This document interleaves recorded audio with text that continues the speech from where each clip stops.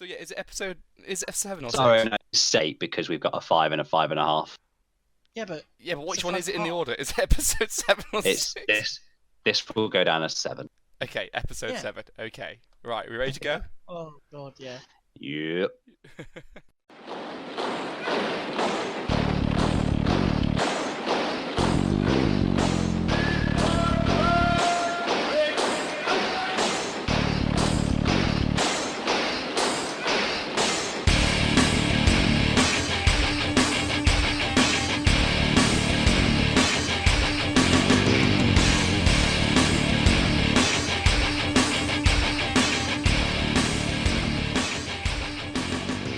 Hello, ladies and gentlemen in Bolt Action Land. Welcome to the 7th episode of Juggernaut Bolt Action. I am your host, Topher, and I'm with two of the most sexually charged men in the universe. Pete and Dan, how are you? Sexually charged, you just said. Sexually charged. Just in time for our hotel together in Poland in a few days, mate. I mean, I'm glad I'm not sharing with you two. I'm so ready, Dan. We're going to make sweet love. Oh, Sweet. it's gonna be so noisy. What are we going to do if they don't have a fire in the the hotel room? Because you need to make love down by the fire. And if there isn't a fire, do we just make one? A bucket and a phone book, just burn the pages. So Is that a phone book for the local hookers? I just need to re-download Barry White to my phone so we've got some music to make love to. So everyone, so those paying attention in the world of Bolt Action, we've got the really big, the first ever World Team Championship coming up. I think that's why we've been a bit quiet this month in terms of posts and just shit talking on the internet, because we're all very busy in preparing. Well, except Chef, because he's obviously not good enough to actually do anything. But us three are going. Yes. Team England, Team Jugger. Team England. So yeah, Team England, we're gonna win. Now said that, we'll probably lose. Sorry, boys. We probably will. So yeah, 3 out. So me, Pete, and Dan, and one of our mutual friends, Brad, are the England team. We'll have an next episode. We'll cover all of this. This is just like a teaser that we're all getting ready, and we all fly out on Thursday. But I'm excited. It's going to be good. I'm actually getting put on a plane and flying with models. I know.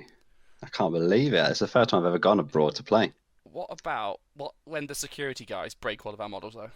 Mine are just shitly painted Marines, so I'm not going to give a shit.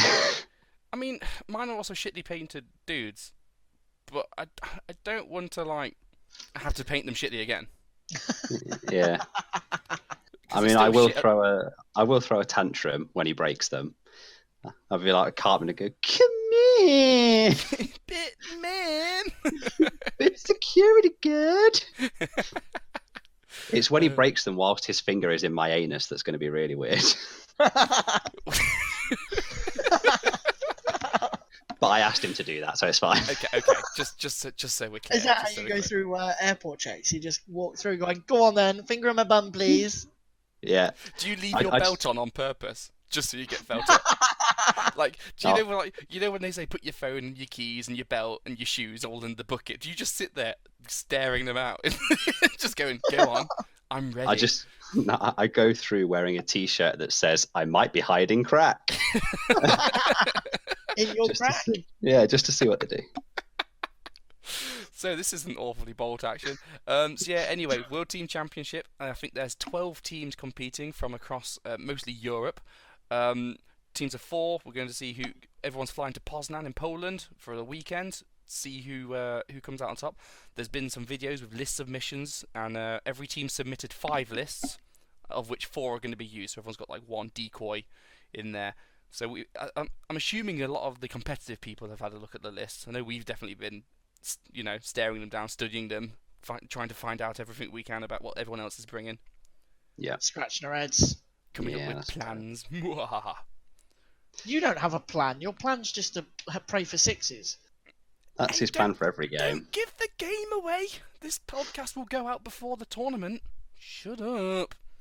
Everybody's praying for 6s. It'll be fine. To be fair, the amount of multi-launchers there is quite a spectacle. I don't think any team has brought less than 2. I don't think many armies have brought less than 2. Surprisingly, There's some armies with 4. Yeah, it's going to be fun. It's definitely going to be the pinnacle of competitive gaming. I'm quite excited to finally match players who, in theory, might play dirty like we do. Oh, I've got to play filthy, yeah. Well, not dirty, just properly. Well, okay, bring lists of such a high caliber, let's say. Yeah, yeah. You know. Not the historical fluff bunnies. Yeah, people who've gone, let's go to a tournament, let's win, because obviously that's quite rare, all things considered. Yeah. Just a little bit. Yeah. So, what else has happened this month? Some knobheads Not tournament that we went to. Yeah, Not- Imps. We've been shouting shit about that, so we're gonna do a review later on this episode. Not much to say, really. More Juggernauts went and won prizes, as is tradition. Yeah. We'll cover it later. Ooh, other thing. 22 tickets have sold for Not One Step Back. That's Woo! impressive. That is pretty good. That's 22 people that won't be playing us. Yep. For a first-time tournament, I'm pretty impressed with that. So we've got 10 tickets left. It's the last Saturday of July. £10 a ticket. Dan, I think you've got more prizes than there are people by far now. So far, we have game mats, grass and tufts to give away. We've got Dios's hero models to give away. We've got at least 4 more pledges that have still been delivered, including Warlord and War HQ and Rubicon and a bunch of online vendors that do terrain kits. So we will have a prize for everyone there, no matter what you do.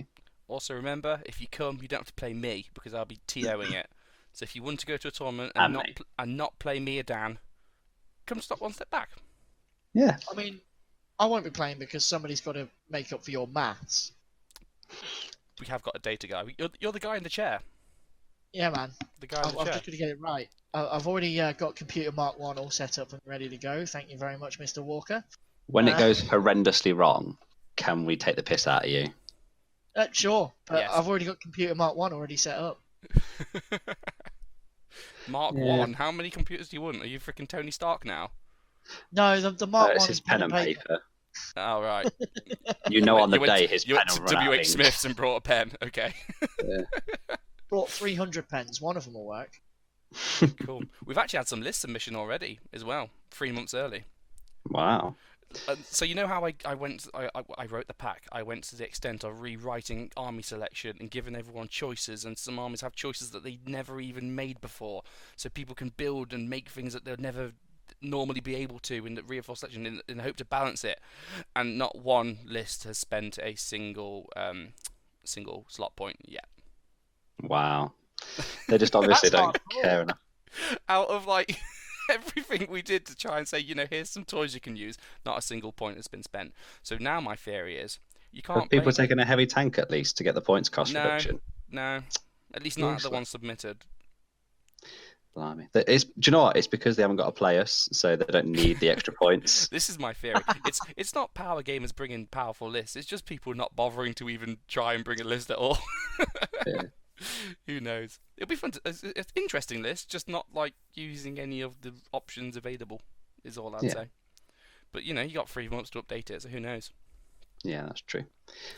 Maybe when a couple of the lists come up in further down the line with those points, we'll put them up to say, this is an example of what you could do. See if people want to change I've it. heard that one of our mutual friends, Sam, wants to bring 2 tigers. Ooh, Jesus. Oh, nice. Because What a hero. because I was like, you can get a tiger for 300 points, and his little eyes lit up. And then I was like, you do know you can take 2 heavy tanks, right? And his little eyes just exploded out of his skull. So that happened. Plus, if that's a new army, just think how easy that will be to paint. 2 tigers and 4 infantry. Oh no, he's already got all of that. No problem there. I know Gaz is painting a new army for it, and he is bringing a tiger. Oh, wow. Yeah, Gazzy's always got nice models as well. Yeah, so that's coming. So yeah, Not One Step Back. Search it on Facebook. Come join us. Yeah. One day, 3 games, 1,000 points. Everyone walks away with a prize of some sort. Boom. Even if Dan's got to get on his knees and get busy. Yeah, and all the prizes will be raffled out as well. So it's not going to be you won, here's £50. The only one we've got that is earmarked so far is the best painted or best themed army will get a gaming mat. The bounce mat material ones from one of our sponsors. That's the only one we've got earmarked so far. All the rest will be raffled. So if you want a free mat, get painting. Yeah. Boom. Gaz, you've got too many painting awards, so you can't win at your tosser. Well, that's the thing. He doesn't have. He's good painting, but he never wins anything. That's the sad truth. You know. Because Oh, in that case, then, Gaz, slip me 50 quid and you can have the mat. Right, before you get done for like Filthy bribery. bribery, yeah. Next segment. Probably best. Yeah. Okay. Let's go. Okay, guys, so on to the first segment of the day. We are What the Fuck? What fuck, the mate? frequently asked What the questions. actual fact? What the What the fuck? actual fact? And let's please note that what the fact is our segment. Who's trying to steal our segment? There's people out there that have been calling their stuff what the fact. We're not having that noise. That wouldn't be War HQ, would it? Yeah, them I people will- north of the border. I will fuck them up. Well, no. I will sue. Paul, you've got a lawsuit on your hands, my friend. I don't know because we haven't got any money. I have, it's fine. Okay, Dan. Oh, Dan glad will. somebody's got Dan money. will sue you for stealing our segments. A lawyer doesn't cost any more than like Tree Fitty, does it? I'd imagine our Oh, dear. defence. The lawyer stands up. He's like, would the prosecutor like to make his argument? And we just stand up and go, "What the fuck, mate? What the fuck are you Oh. playing at?" I think We all just stand up and just go, oh, wee, oh, Oh, oh, hey, oh, wee. hey. There he goes. Good argument, sir. So what in the fact? So is that the first fact then? Is obviously someone respects our podcast so much they've started stealing our segments. Well, we get Yeah. so many shout outs on the other podcasts, it's just going to be easy to not do them anymore because, you know, everyone loves us so much already. Especially Paul. He has like a raging man love for us. I do feel like if like the wider bolt action community is like a high class party where everyone's walking around with like hors d'oeuvres and they've all got like glasses of champagne and all that, and then the Juggernauts are like the frat boys that just walk in going "What's that?" Are you saying we're the scum in the corner? And everyone's getting just pissed with like, "Oh, shots? for fuck's sake!" Do you know on Dumb and Dumber when they get the orange and blue suits and go to the cocktail party? Yes. Exactly like that. Right, feedback. What have we actually had? So first one I'm doing today.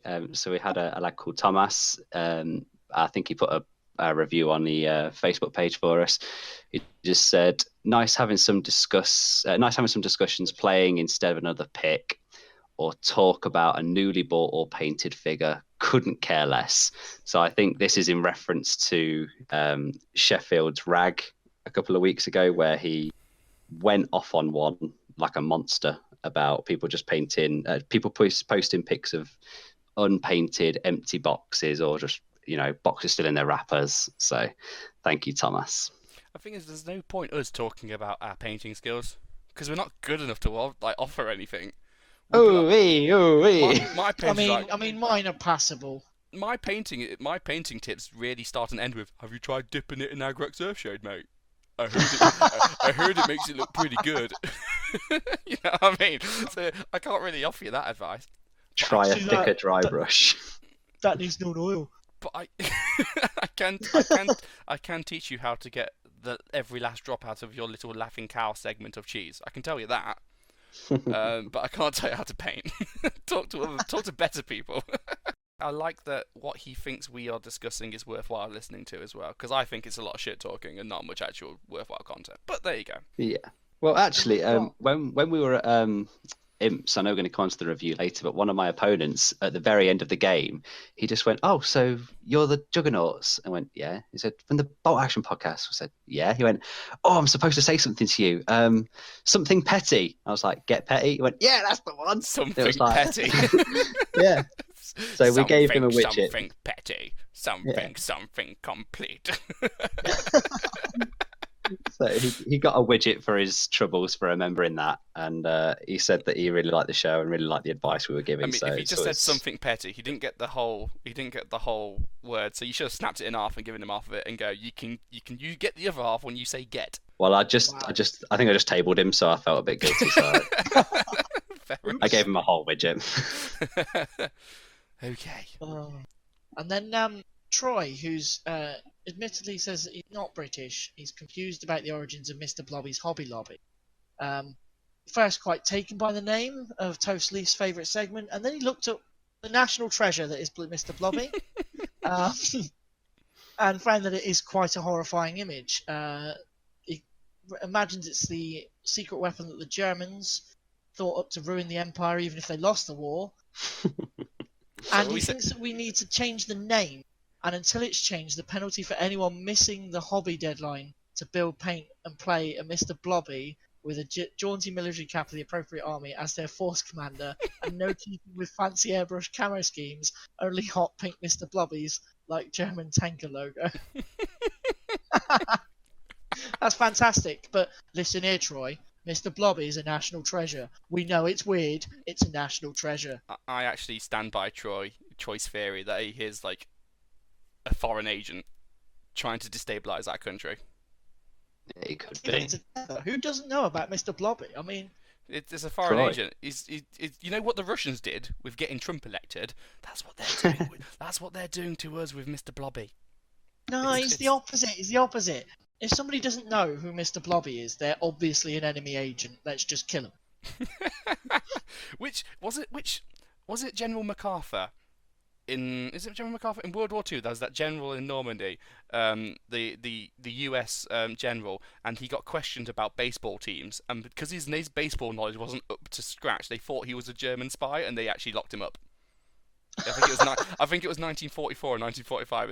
It's when you know the Ersatz or the Brandenburgers and the Ersatz Panther and all of that thing with Otto. Oh, the ball. Curry. Yeah. So because everyone was so shit scared, they locked up their own general. Wow. That's just too much. So if people don't know who Mr. Blobby is, you're obviously not British. I don't think it was MacArthur either, but let's be honest. I don't look. It doesn't matter what I say. Someone's going to correct me. I don't care. Is MacArthur even a World War II general? Or am I getting confused? He was, because he then became president, didn't he, during the Cold War? Or was it Omar Bradley? You know what? I'm so shit. Just fuck off. I don't care. This is why we're not. This is why we don't do history, guys. Right here. This is why we're not a historical podcast. Because all you'd hear would be the furious tapping of Wikipedia searches. And then it'd just be us guessing, going, and then Mr. Blobby drove his Panzer Division on the right flank of Rommel's Tigers. Speaking of Mr. Blobby Panzer Divisions, have you seen what I picked up from? So, me and Pete went to the Tank Museum on a lad's date the other week. We had lots of fun. There's pictures of me with like my favourite tanks and me humping a Kettengrad. It's great times. Did you see what I brought back with me? It's an abomination. Yes. I brought one of those. Good. I brought one of those World War II tanks. So they're like plastic 28mm World War II kits, except they're all cartoonified. They look like anime girls, but tank form. So I've got one, which is a Tiger II. I thought it would be smaller than a King Tiger, and I was going to make the joke that I'm only buying it so I can claim cover off everything. But it's actually. I thought it was a Ribena box with a massive straw. I mean, that's basically what it looks like. But it's really fat and really huge. So I'm thinking, should I just paint that bright pink and yellow, and it'll be the Blobby tank?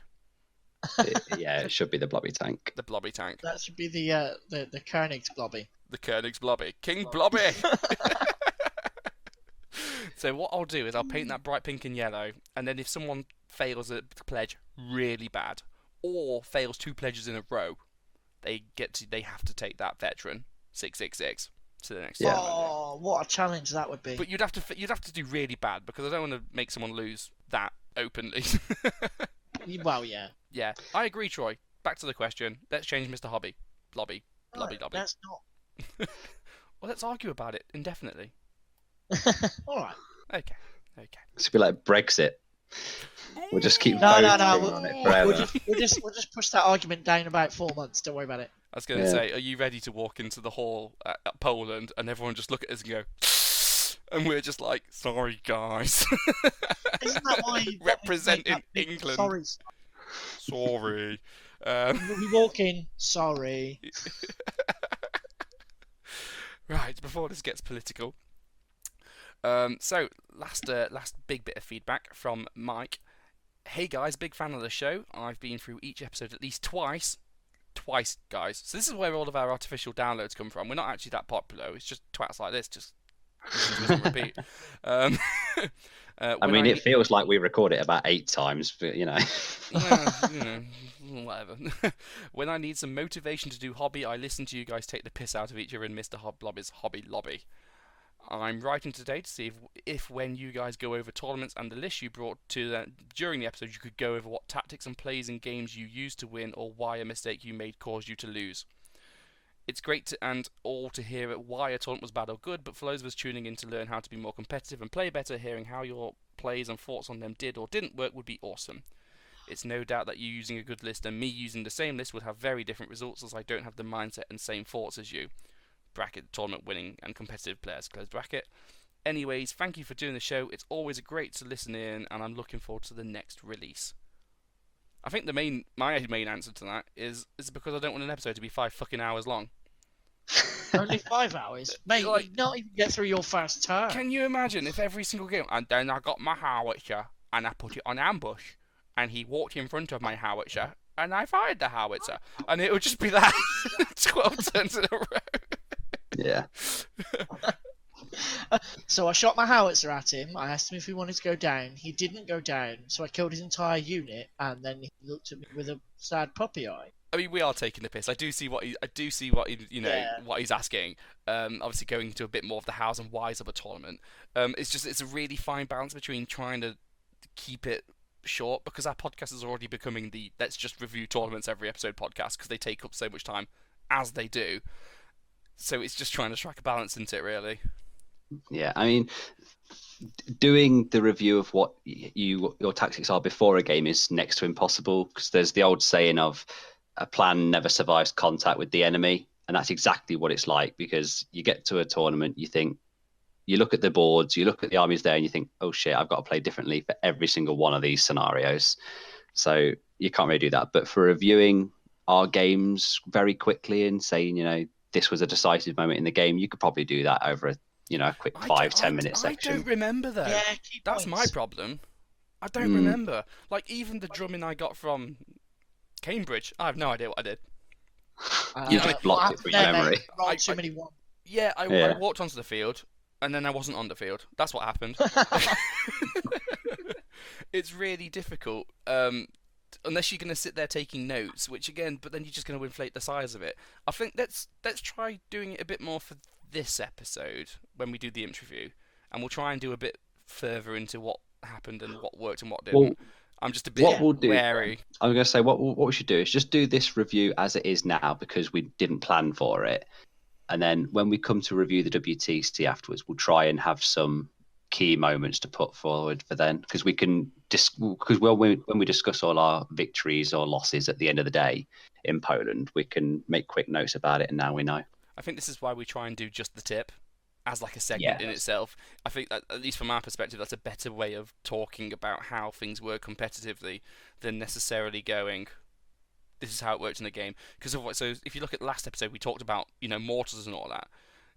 I think that's better to say, here's how you'd use mortars, than going, in my game I used a mortar and I fired the wrong thing and I lost. Yeah. Or I just didn't get that. He got that 6 first and I lost. Yeah. I don't know. I feel quite sorry for Mike.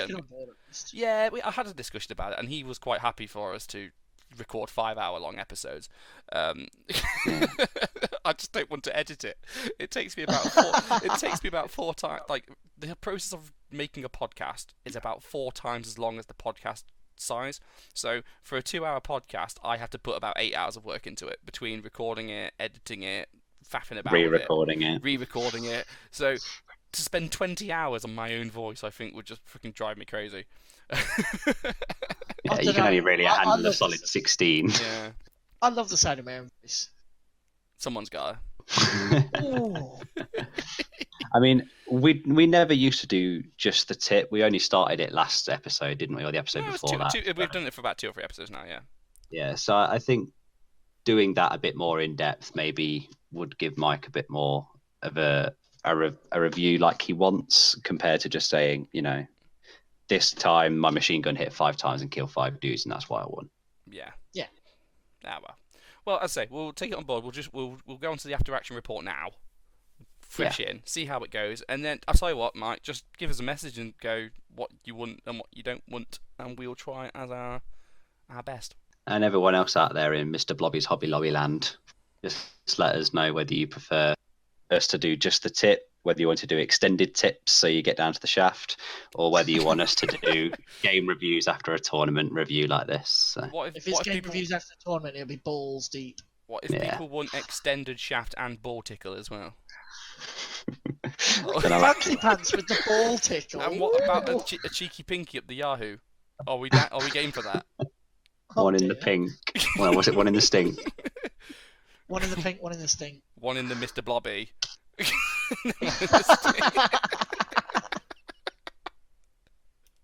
Right. Let's do after action. Blobby. And here we are to the after action report of the Imps Open number 3, ran by Gaz Walsh. Good event, boys. Yeah, I had fun. Yeah, of course you had fun. Yeah. I had quite a lot of fun as well. I had great fun till game 3. Did it all go Pete Tong? Did you play some real fucking twat? Is that what I remember? Yeah, some proper knobhead. I think you got juggered, mate. Yeah, you did. You got juggered, yeah. Somebody was like pettier than me, obviously. It was like the GT all over again. So where did you guys come? Third, Pete? I think I was top half. Somebody's not released the bloody table yet. Yeah, straight first review, 1 out of 10, 1 out of 5. Gaz, where's the fuck? He's not posted the results table yet, so no one else can see. Oh no, what a knobhead. I know. We can't rub it into the rest of the joggers that weren't there. Yeah. But yeah, I came first, guys. Yeah, but no one cares, so fuck you. No, people care when Hang I on. win. It's people don't Dan, care when didn't you have win. Dan, didn't you have a horrendous list? So it doesn't matter. Mate, I had all inexperienced apart from 1 unit. You took 2 multi-launchers and a fucking Tiger Fear list and 750 points, you knob. Yes. Yeah, which means that toast win doesn't matter. What? Yeah. I had a shitty IS2 list. I took my IS2 the challenge went out to everyone. Bring a heavy tank. I was the only fucking one who did it. I was the only guy with a heavy tank, and I fucking won that tournament. Give me my due. You weren't the only guy with a heavy tank. Yes, I was. How many? This is what How many Dan order felt dice? like. I had 11 dice. 11? That's not too bad actually. Not only that, I packed the wrong models. So, I spent weeks practicing with my shitty 750 point list, only to turn up on the morning with half the models, so I had to rebuild my list from the ground up there and then, and go over to Kaz and go, I've fucked up, can I use this list instead? Which was basically the exact same list, with but half the models and everything veteran, with my IS2. So I hadn't even had any practice. I want some kudos out of this win, thank you very much. This isn't me just going to a GT with some filth. You're not going to get any from me and I Pete. did it properly. You get no kudos. I finally. This is exactly what Dan got at the GT. He went there, he won it with a decent list, and some filthy filthmonger that came in second took his glory. I didn't win with a shitty Jersey power list. I won with something easy and nice and friendly. Yeah. I mean, you did have a unit that couldn't be killed in the entire day.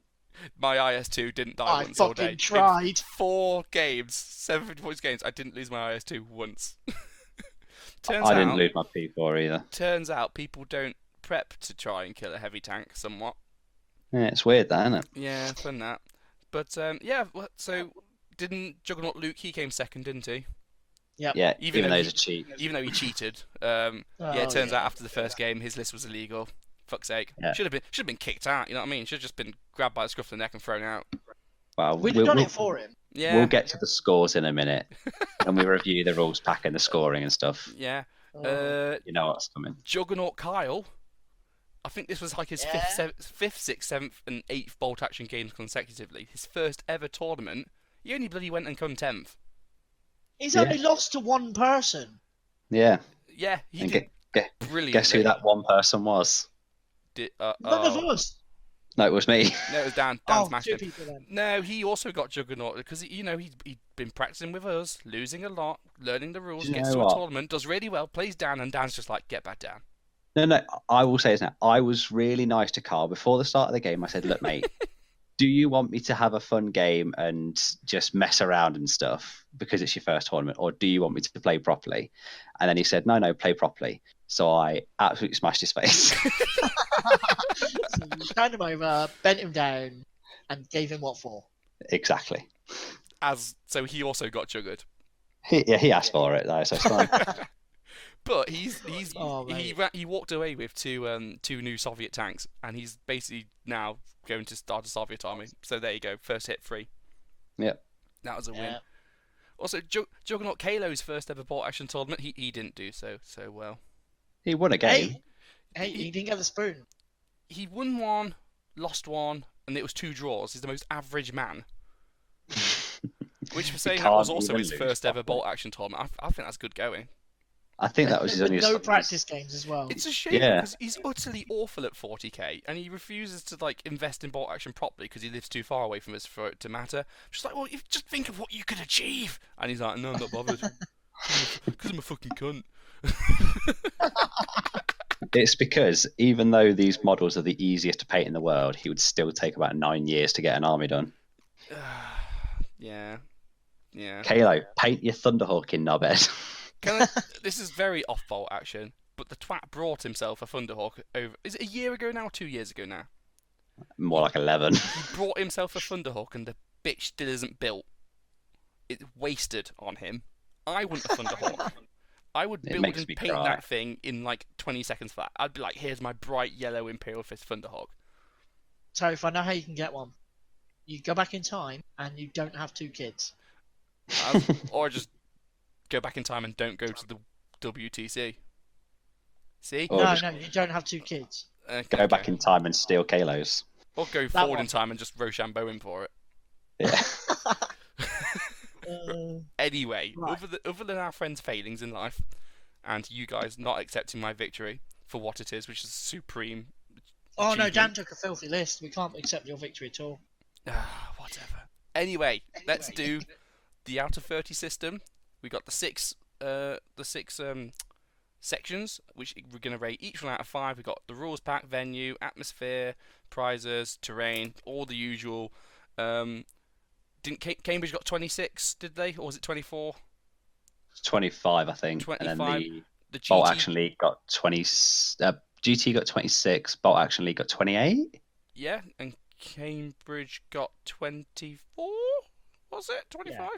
Something like that. Yeah. I know it was up there. I hope our listeners are paying far more attention than we do, because it's almost as if we don't take this shit seriously. I've got it written down. Don't worry. Okay. Almost as if I'm It's- prepared. Okay. It's almost as if we go to a load of tournaments and they just blend into one. It's almost like I just want to come on here and record a podcast on me shit talking with my mates and don't actually really give a fuck what the score is. Yeah. Yeah. Ooh. Ooh. I only care about one of the topics today. Or one of the sections for the 6 marks we're going to give. Come on then. Oh wow. Harsh. So Gaz is the TO. He was on last episode, so please listen to us and direct your hatred at him. Rules pack, guys. The rules pack. What are your opinions? Does someone else want to go first and break the ice before I steam in? Okay. Well, so, I didn't like that the missions didn't go to turn fucking 7 if you could get there. So, the rules pack, 750 points, 4 games in 1 day, fairly standard. Well, this is another thing. What was in the pack and what he said before the tournament was different to what was on the tournament. I don't think it affected the tournament negatively, but it had the chance to. So in the tournament, it's a tournament. Bring what you want to do. It's competitive, but don't be a dick. And then on the day, he was like, "This isn't a tournament." So, okay. So, okay, whatever. I mean, luckily it didn't go that way because I was fucking about with an IS-2 and Dan lost anyway. But it could have potentially had some issue. Also, the missions weren't standard out the book, and they weren't in the pack either. So No. literally on the day you got given a sheet by your table and went, "Here's your mission." Now, normally that's not a bad thing when they're relatively normal missions. However, they were some weird wordings, and they were most of them 2 sides of A4. So you had to do your research as part of a mission. It says everything that the second we picked them up, we went, well, there's a hole there, there's a hole there. Gaz! Yeah, there was a lot of typos that led to a few questions. So missing out plurals or missing out a keyword to say that you can't do something or you can do something. It was a bit like everyone was asking him bunches of questions over and over again. But I think he's, in his defense, he did say that he was up tweaking the missions as late as like 3 o'clock in the morning the night before, trying to get them to be working properly. I think it's a noble aim which didn't necessarily go as you way you wanted. Because basically the rulebook missions are shit, and I think we can all put our hand up and go the rulebook missions are shit. And he also doesn't like people knowing what they're playing before they get there because they want people to design their lists, in advance, which also makes sense. I just think if you're gonna do, and he has done these type of missions before, and they worked really well. Yeah, I think he just this dropped the ball this occasion, time. Yeah. So that was a bit of a downer, but otherwise it was all right. Really clear about where to go, what to take. There was no issue of can I do this, can I do that. The rules pack said very clearly, here's what you can and can't do. Yeah. And also the missions as well, they tried to form a narrative. They tried to form a story across the day. So if you did X, Y, or Z in the first mission, it would affect it in the second mission, which then could help you achieve a certain objective, which would then affect you in the third mission and so on, which was a nice touch. I like that. It's like a little mini campaign style. Yeah. Apart from missions not going to turn 7. So how does that affect you? You basically ruined my third game. Could have won. So basically, like most bolt action missions, actually you go to like turn 5 or 6 and then start rolling for variable end. Gaz had written all his missions when he went, nope. You get to turn 6, everyone gets to turn 6, and then you fuck off. Yeah. So granted, a lot of people don't make it to turn 6 in the time provided, but for those of us that do, it's like that we've got like 20 minutes left. Can we go? I think it was he did it out of a fairness thing. I think it was to try and make sure everyone had the exact same opportunity to score. So you didn't have one person who was trying to rack up points over 5 turns, where someone else had 6, 7 turns to do it. If that makes sense. Yeah. I mean, I didn't get affected by it because it actually helped me to win by the game ending when it did. But I can feel your rage. It's keeping me warm. Anything else to add, Dan? Not on that part of the rules of the rules packs, but we'll get onto the scoring in a second, I guess. I could just feel you simmering. Oh, yeah. Just waiting to blow. Right, rules pack. What are we doing then? I'm going to give it 2. I'm going middle of the road. I'm going with a 3. I expect better from Gas. I'm giving it a 2. I'm going middle of the road. It wasn't the worst, but it certainly was. Yeah, so rules set out and stuff, it was a 3. That there was a couple of errors that could have been avoided, but overall it was a good idea. Cool. I'll put that as a 2.5 because maths is easier when I just make it 0.5s. When you lie. Well, do you want to put a 2.66? No, it's fine. Do 2.5. Are you sure? Yeah. I don't want to affect the institution that is the Juggernaut tournament scoring system right now. I know it is sacred, but it's fine. Venue. Yeah, this is actually one of the better venues. It's Imps Gaming Centre in Lincoln. Yeah. I think it was revamped from the last time we went there because it was a lot warmer than last time, and had an upstairs catering area and everything. So if you go into the Facebook page for Imps Gaming Centre, they've got loads of videos of them doing it up recently, because it used to basically just be like a warehouse with a door to the outside and really cold, and they've kind of bricked it up and made extra gaming sections. So you now got 2 gaming halls. You've got an upstairs section. It's a lot nicer than it was. Didn't have enough stock of bolt action stuff though. Oh no! I wanted to go and spend my pennies, and they didn't have any. Oh, shocking! Yeah, but otherwise, yeah, exactly what you need out of a gaming venue. Nothing to complain about from me. I've got nothing to complain about apart from my usual complaint. There was no bar on site, so I couldn't get pissed. So it's a 4. Yeah, I'm going to give it a solid 4. Yeah, same. Though I was actually. It's not going to affect the score, but I'm going to say it. Fucking Lincoln's a nightmare place to drive in, because every time I drive to Lincoln, some cunt put some roadworks along the way, and then some sat-nav decides to not fucking bother, and then my co-pilot doesn't know how to operate Google Maps either, so it's fucking disgraceful. It's weird Oh. because we got there just fine. Well, I didn't, because a bunch of cunts in the road. Well, we had to also keep an eye on the LGB as well. We had the little gay bike following us behind. One of our friends was driving the motorbike, so his nickname, Little LGB, was It's not a motorbike; it's a scooter. whatever it was. I had to It's a in my little rear gay mirror bike. the whole way. Little gay bike, yeah, his little gay bike. Yeah. LGB. But yeah, Oh, dear. fuck Lincoln. The only thing that could make Lincoln Imps Gaming Centre better is if they picked it up and moved it to like Leicester, where we are. That's because you're lazy. I'm so lazy, but I'll defend that. I'm gonna anyway. 4 for venue, can't complain. Yeah. Pete, 4. Yeah, 4. 4. Bang, cool. Got Right. no bar. Gaming don't normally have bars, but if it's got a bar, it's automatically up there with me. No.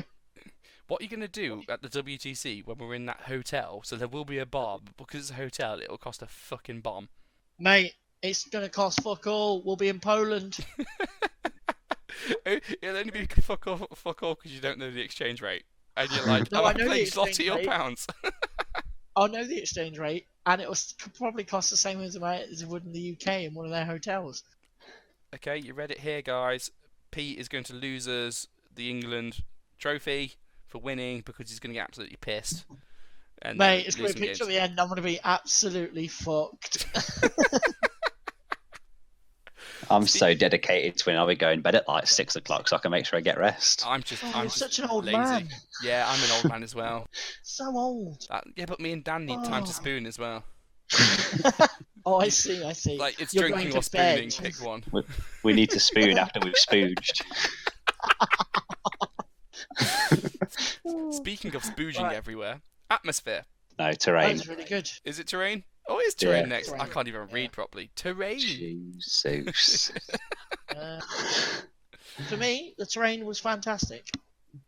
Yeah, Yeah. spot on. There was a few guys, like we brought a couple of our own boxes of terrain with us. There was a couple of other guys there, like Mark Vance, shout out for you because you brought a fantastic Japanese jungle terrain board.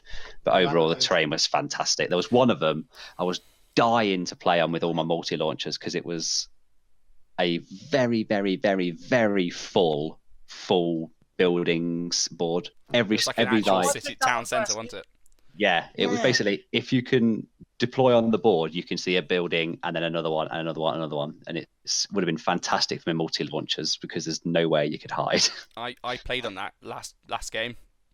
Yeah, Like, I didn't have any multi launchers, but it was really fun just to drive my IS2 round through the streets and just like yeah, start shooting HE rounds into houses and bringing them down. It was really cool, and having like I SMG played machine gun that fights first. in the streets. Playing that first game was loads of fun. yeah. It was really cool, that board. All the boards looked fantastic. There was no cobbled together boards at all that you usually get at tournaments where they have to stretch the terrain out to cover 3 or 4 boards where they usually do over 1. I think Gaz knows his tournament's terrain, if that makes sense. He's very good at this. He knows exactly what you can get away with and what you can't get away with. And I think he Yeah. also knew to play to his own limits. So there was room in that hall that we could have you could have had like an extra 10 tables, especially if you took the next room over as well. But if you Yeah. didn't have the terrain for it, it wouldn't have been as good an experience. So I think they did the right call there. Yeah, well, he knew exactly how much terrain to put on and who to call on to make it look fantastic. And it was, it Yeah. was just great. And even the boards we brought, we set them up. He then went back over and went, "No, I don't like that. That's shifting there. That can shift." Yeah, Yeah. came in. All the times I tried to shift it so it's in my favour, and then the twat just corrects it. I mean, come on. I thought the idea was I can bring my terrain in there before I get a free win. Is that not how it works? No, No? no, Okay. because I was the one going toast trying to give him a free win. Stop that.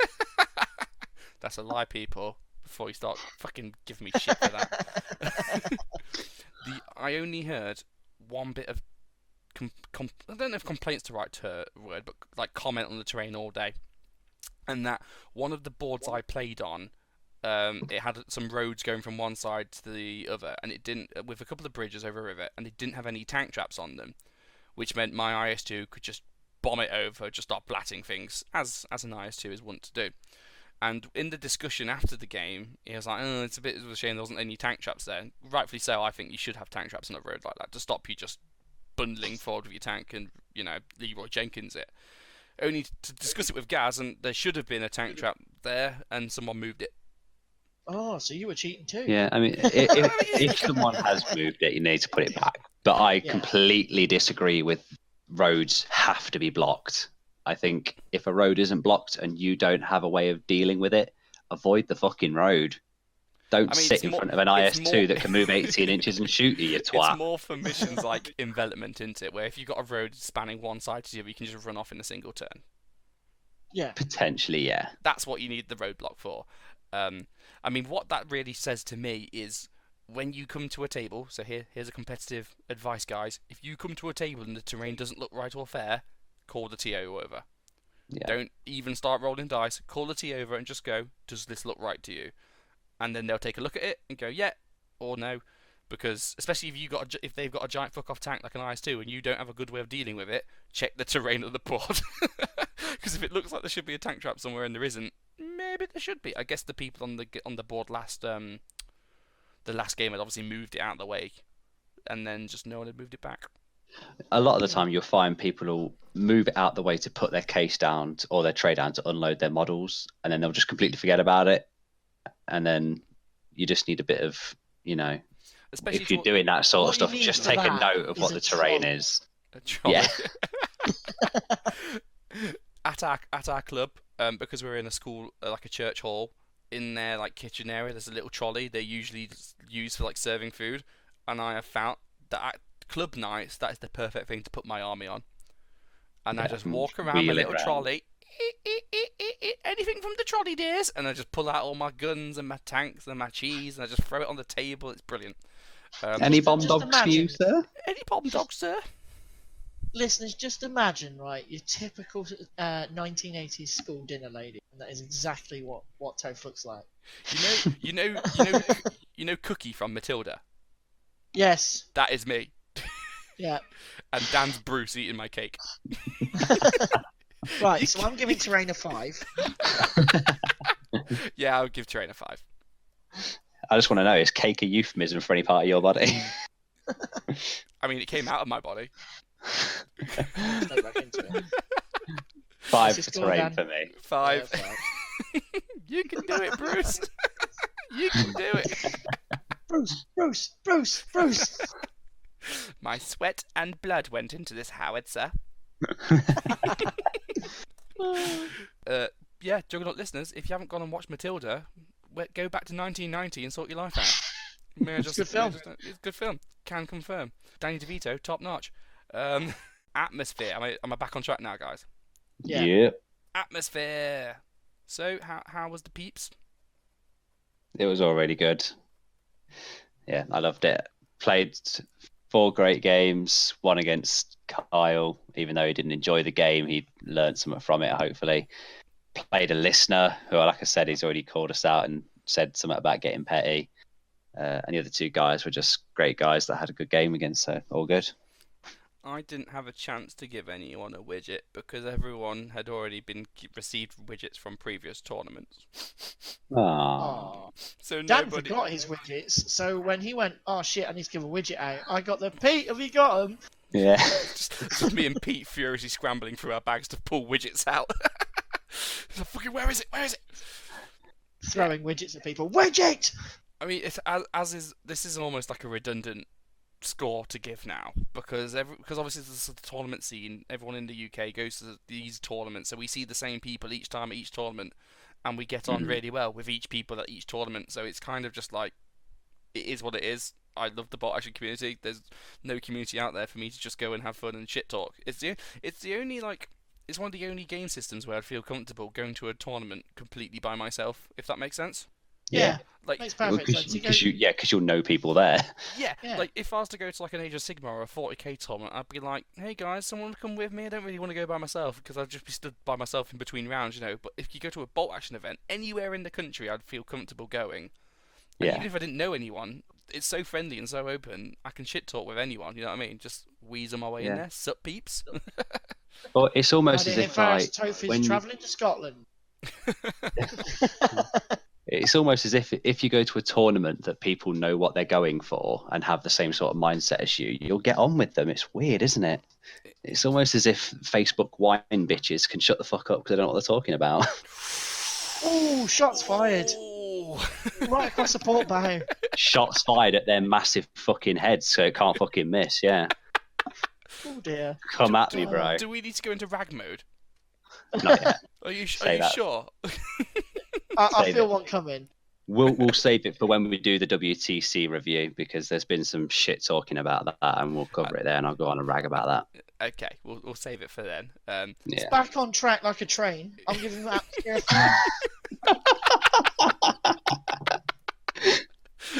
Chew, mofo. And I only said like a train because you've been walking around recently in the last 3 weeks, Toph, going choo choo. Chew. It's every time I pull that, that the train set we've got for terrain at club. Every time I pull that out, it's just a train. And then when I start going on the down train and playing my game, I just start pulling all the dice out and going down, down, down, down. You're mounting the train, so therefore train references have to come on. Oh dear. It's not my fault that I'm going Thomas the Tank in this shit. You know what I mean? You don't need a Tommy Tank in the middle of the bloody hall. And Thomas is definitely going to puff down the line. Know what I'm saying? On Kyle's LGB. Hashtag Lil Gay Bike. Yeah. Atmosphere's a 5. Yeah, it's a 5. It's a 5. Yeah. I think we might need to rejig that simply because it's a 5 for everyone, and I'm starting to feel really badly. Like if we ever went to a tournament where they didn't get a 5, something would seriously have had to go wrong. Yeah. Well, we can take atmosphere out and score them on 25 from now on, and then if there's any knobheads at the tournament, we can add a little addendum to the end. Yeah, I mean it's something I want to reward though because the tournament should have a good atmosphere. Oh, definitely, yeah. It's just that we're all obviously really positive people who enjoy all of these, and obviously not everyone does enjoy tournaments in the same way we do. But I mean, it's our score, I guess. I don't know. Yeah. Ah, wow. So that's another 5. Organisation / TO. Yeah. Come on then, Dan. Let it go. Okay, right. So the issue I had with this is the organisation of how the points were scored and how the games were won.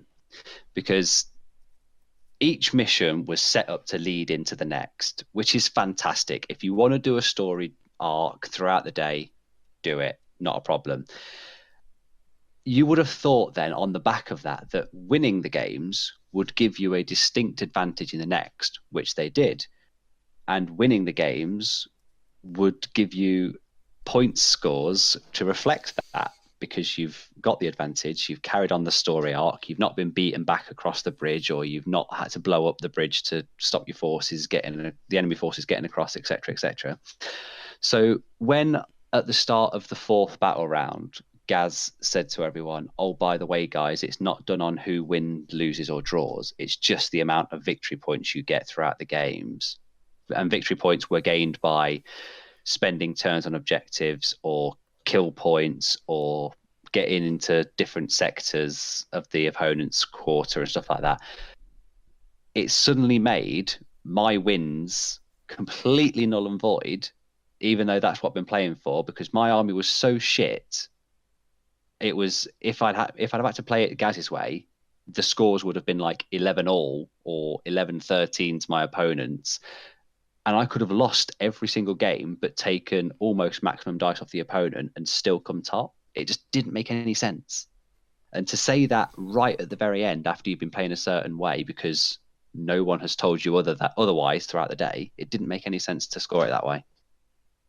Yeah, I'm with you here, Dan. I only lost 1 game all day, and I find myself mid-pack. You having a laugh?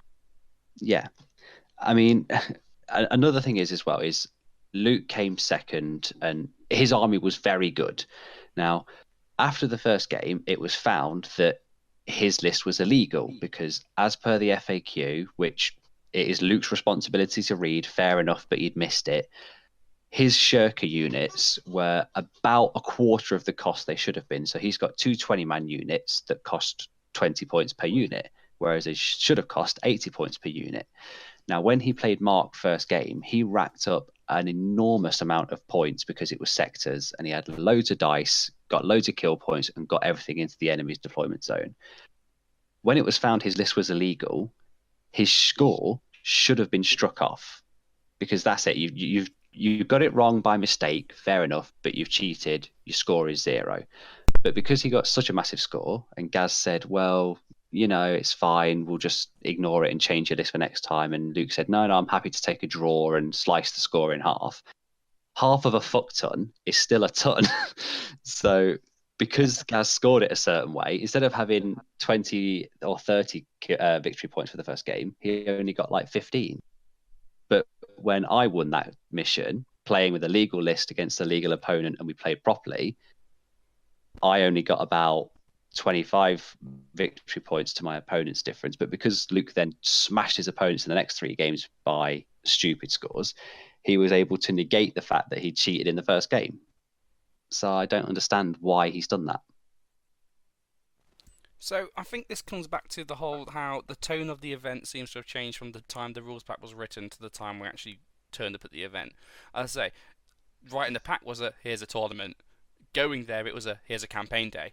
Now, there's nothing wrong with either of them, but you kind of need to know which one it is. And I kind of sympathise. So basically the way it was scored was, it wasn't scored on whether you won or lost, it was just scored on how many victory points you got. So you'd do better to lose well than you would be to win narrowly, if that makes sense. Yeah. If you lost with 15 victory points but won with 10, you'd prefer the loss. Yeah, like I said, I could have, because mine was a 13 dice armored list. Now, 4 of them were inexperienced transports with shit units inside because I had a P4. That's all I could afford. So it was basically, I could have driven my P4 up and then turned it on its side in 2 turns, and sacrificed my whole army to line his up, and then just tank shocked every single unit and hoped they all fucked off, and just lost every single one of mine in return, and hopefully got enough kill points that way. But instead, I was winning games like 9-1 and 7-2 on objectives or kill points, whereas I could have just gone, fuck it, I'll throw it away and we'll charge into combat, we'll both die, but who gives a shit because I got the dice anyway. It just didn't make sense. Changed my games around from, you know what, I don't need these objectives, I'll just kill you guys because that's exactly where the points are. Yeah, and it didn't make sense that he'd scored it that way. So you could lose 4 games with a massive kill points in your favor and still finish top, even though you're trying to create a storyline, and winning the games means you're better prepared for the next mission, but yet it doesn't affect you overall with the scoring. So it was just all arse about face. It didn't make any sense. It makes, at the start of this segment, I did go, I won, yay, look at me. But part of that will be because I managed to table 2 of my opponents in kill point style missions where both of them had at least 12 dice. Yeah. Yep. So for all of me going, oh, look at me, I'm great, obviously, yes, that's a win, but was it as big a win as the points would necessarily reward me? I think for campaign style games, yeah, that's great because it's all about the victory points, isn't it? Tournaments, probably not so much. So which one did this event want to be? And I think this really should have been in the pack from the start. This sort of thing, how it's scored, needs to be in the rules pack. I mean, I'm not bitter about the way he scored it overall. If you want to do it one way, fine. If you want to do it the other way, fine. Because the way I played it on the day, I couldn't have got enough points to topple Toph, whether he'd done it on straight victory points like he did, or whether he'd done it on win-loss draw, because Toph got 4 wins exactly like I did, and we were the only 2 people with 4 wins. But Toph just had far more kill points throughout the day and far more objectives held because he had more infantry than I did. I would not have caught him, but I would have caught Luke in second if it had been done on a win-loss draw system, and that's because he cheated. So awesome, that's why he came second. Yeah. So what you're saying is you would have got second if not for. Yeah, it doesn't make any difference in terms of the placings, really. I would have got second rather than third. Neither here nor got first. So it's not like I'm going, oh, well, I should have fucking won, because I wouldn't have. But it's just the fact that you didn't tell people what you were doing, so they didn't have a chance to even play that way, you know? Don't worry about it, Dan. Everyone gets us confused anyway, so you might as well have won Imps. I did. Yeah. Dan won. Topher came second with a cheesy multi-launcher Tiger Fair list. Yeah, the internet will blow up now with me winning the imps with my fins. Do you reckon with my IS2, the heavy tanks are now the new black? No. No, because no one's going to know how to use them because they'll not have any idea what they do or how to attack with them. So drive them at the enemy's face. That's how you do it.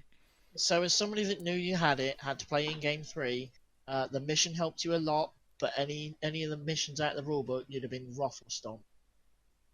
Against you, yeah. So any mission out of the main rulebook, I'd have fucking had you. But that one fucked me. We'll come back to that because I think that's an interesting game to discuss about how that went down. But for TO and organisation, I'm gonna give a 4. Yeah, the bits Dan raised are pretty good points. But otherwise, it was really well flowed, really well. No complaints. If you wanted a question on rules query, he just came and sorted it. So other than that, which I see Dan's point, but overly, I don't give a fuck. So I'm gonna give it a 4. Yeah, I mean, for me, the rulings fine. Gaz is always clear on them. He's very sound guy. He's a really good laugh to be around. He is one of our good friends, so he's great. But that just kind of put a whole dampener on it for me, so I'm just going to give it a 2. Well, yeah, sorry, Gaz. Because the only thing he fucked up was the switch around from it's a tournament to it's kind of a campaign day thing. So I'll give him benefit. What's your final score, Pete, on him? 4. Cool. So that's a 3.33. Call it 3.5. 3.5. There we go. Finally, prizes. Yeah, everyone got one, so 5. 5 out of 5. Yep. Everyone got a prize. Bang! He hit the 5 out of 5 score. I do know that Gaz takes a lot of pride in supplying prizes at his tournaments. He's always, look at this. I mean, that's where Dan's got a lot of your contacts from for sorting our tournament out. Is because Gaz went, well, here's what I do. So but Gaz had a lot of his friends in the business that he uses, and I've had to go to everyone else. So you've had to get on your knees. Basically, yeah. Yeah. and a bit of lying and everything like that. So what? What are you lying about? Oh, just saying that we're a popular podcast. Oh right, yeah. I get you. Yeah. Makes sense. Make it sound more legit. Too legit to quit. So with my missus downloading it 50 times, your mum downloading it 50 times, and Mike downloading it 50 times, we're at 150. Yay! And that, fair enough. Yeah, no, prizes were great. There was a great selection. The guy who came last came with won a Gates of Intari starter set. Yeah. I actually was quite jealous of that. Yeah, that was really good. Try a better game, or try a game you might be better at. Yeah, it was really good. I know, there was 2 or 3 of each sort of prize, best painted rather than just one. There was a major and a minor. So the best painted won a big bit of terrain, and the minor best painted won the start of a Fallschirmjäger army. So it's yeah, can't argue with that. Yeah. Yeah. Then they had obviously first, second, third, but they had best axis, best allies. And they made sure that if you came first, second, or third. Yeah, you wouldn't then get the best axis or best allied, so you wasn't going to double up on prizes, which is also really good. Yeah. Yeah. Because there's no point me getting my first trophy and then going, hey, look, best allied as well. I was like, all right. That would be a bit silly. But I got another one of Warlord's nipple trophies to add to my shelf. Yes, me too. I've got one of every colour now. And I got a...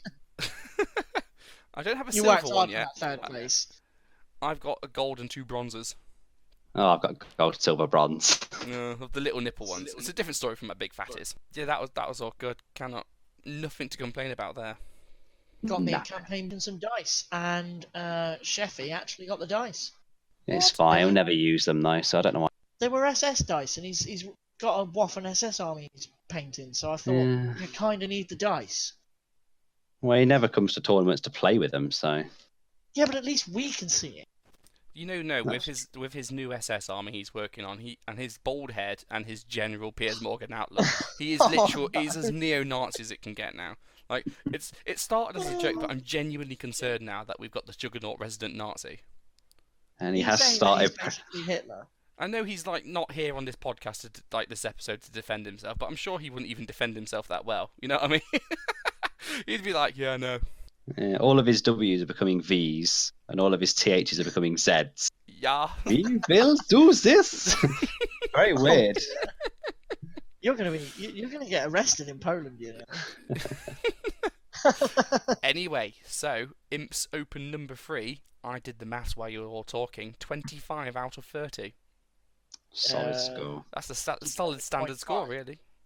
Yeah. Well, we had a 2.5 and a 3.5, so they cancelled each other out. Yeah. 25 out of 30. Yeah. Hope you're alright with that, Gaz. If not, tough shit. Get good. Yeah. You know, when we do not one step back, we'll let other people review us with the same scheme. No, mate, what we'll do is we'll review it, but put on accents. Yeah. I am Dan, I'm from South Africa, and I thought it was bloody brilliant, yeah? So Dave, aren't you? Is that Dave Lane? Dave Lane. So, let's do our friend Mike listening on the show a bit of fan service. Takeaways from the event in terms of games, how things went. What did we learn? Who wants to start? Lucky so-and-so. I am a lucky so-and-so. Who wants to go first? I mean, I'll go first if you Go on want. then. So, this is a big thing for everyone out there in podcast land. No one knows how to deal with armor 9 or 10 vehicles. Not one person. No one ever gives. Well, yeah. Apart from the people that take armor 9 or 10 vehicles because they're always a heavy AC gun, but no one ever takes anything to be able to kill stuff like that. Everyone is geared up to take out armor 7 and 8. So if the opponent's got a Japanese bomb stick and you've got a P4, you shoot the bomb stick first. You're laughing for the rest of the day. If you're against Russians, you just got to kill a dog mine or 2, and then you're done. No one ever knows how to get rid of them.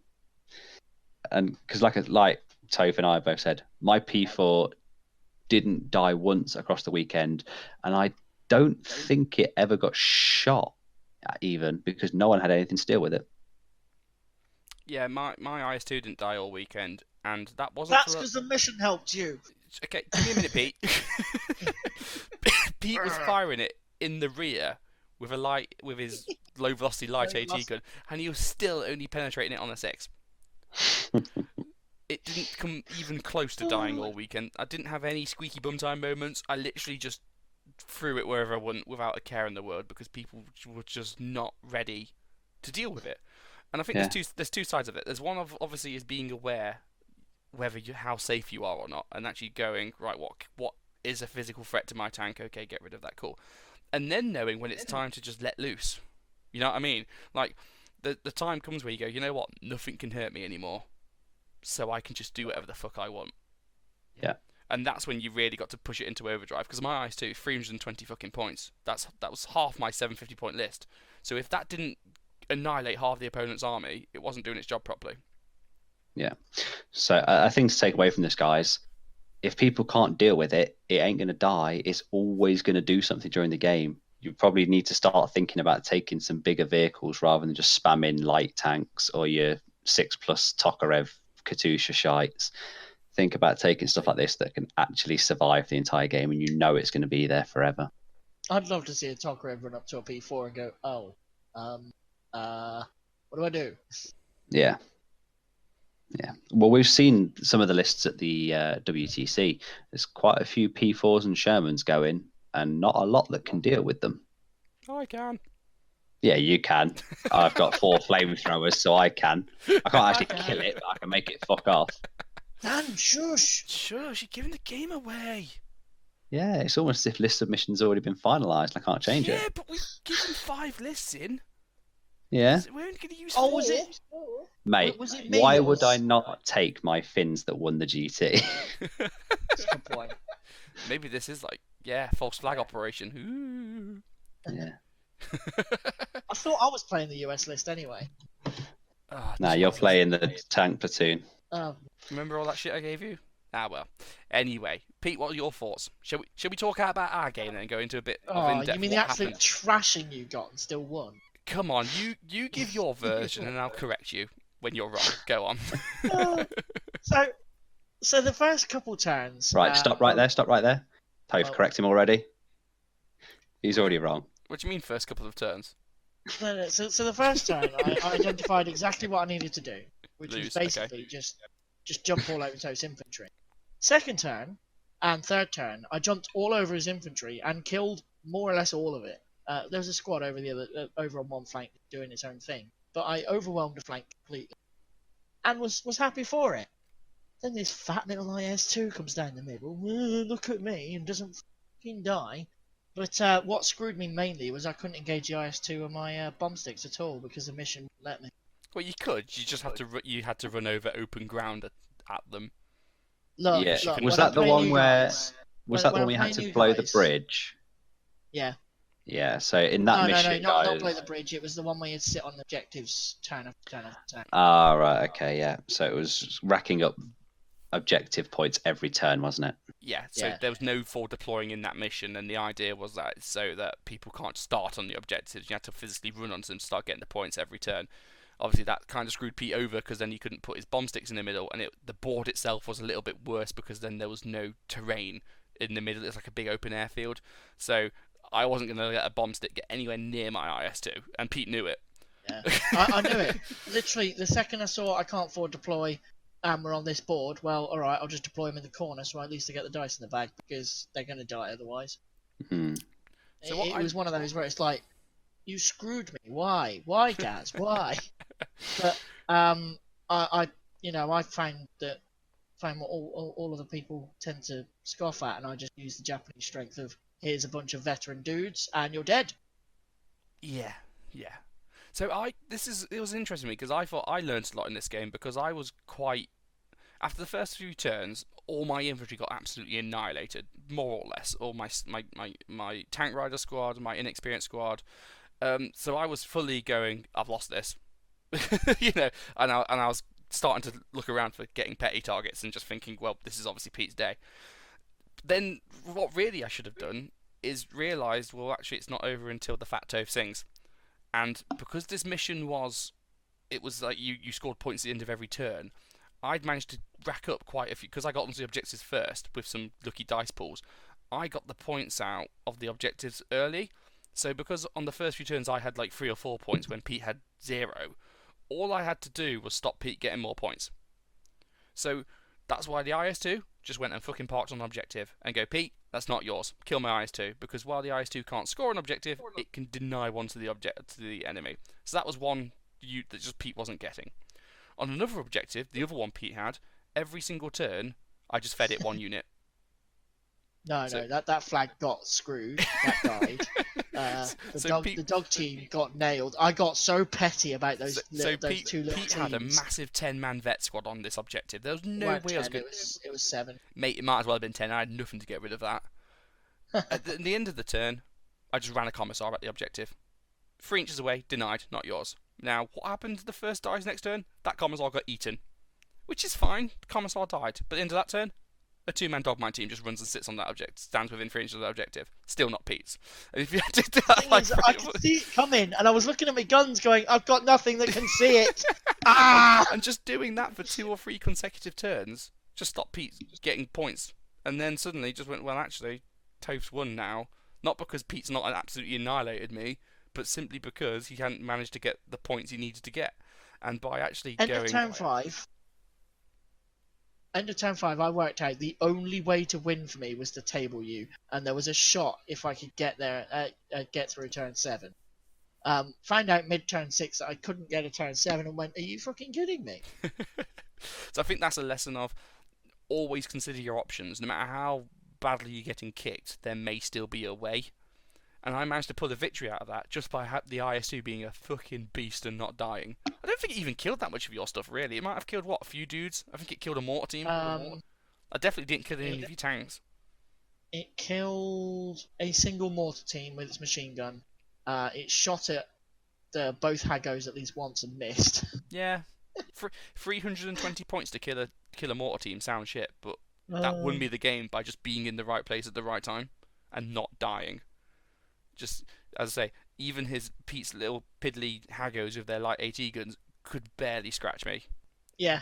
Barely worth you firing the shots half the time. Well, yeah, I had to fire him and just put pins on you to see if he'd actually... But yeah, I think that definitely heavy tanks like IS2s, you got to swing them around like your dick. Don't just sit back and shoot. You need to get them in. You need to put them where the sun doesn't shine and force your opponent to react to them. That's my takeaway from that tournament.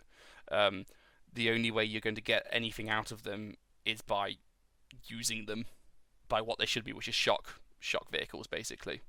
Yeah, I mean, especially things like P4 and Tigers, where you've got Tiger Fear.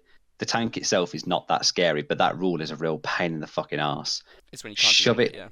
Yeah, shove it down your enemy's throat. I've played so many people that have got those P4s and Tigers, and all you need to do, they'll just hide them behind a little bit of terrain and pop out every once in a while. The best thing about those tanks is Tiger Fear. Get it in the middle of the field and start throwing Tiger Fear around and put pins on every single unit you can see, and eventually they're going to fail, go down, or foobar, and then they're either not doing anything or killing their own stuff.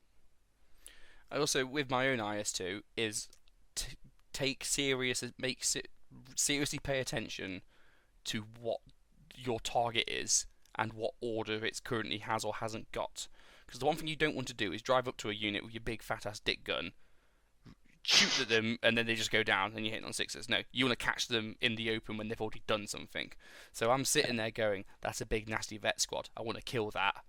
It's currently sat in ruins. Okay, I need to make it fire at something else first. Bide your time. Because I know a lot of people, they go, oh, but it's my big tank time. Yeah, first eyes out. Brr. You know, no. Bide your time. The thing about the big tanks as well is because most people can't kill them, even if you leave it to the last dice, it doesn't really matter. It's still going to be there. So I would happily throw another unit. Say if they had like their big 10-man vet stubborn unit that's sat there being all annoying and I can't get rid of it. Just feed them that one commissar that's going to deny their objective. They're going to have to deal with that commissar by either running at it or firing at it. And the moment they do, they can't go down anymore. So I'm going to black them with a heavy AT gun, hit them on freeze. So that those are my two takeaways that are on that IS2. Let's say I said I was proving that you could use a heavy tank. Mission accomplished. Yeah. To be fair, I learned from that game that this naval landing force list works way differently to my usual stuff. Really odd.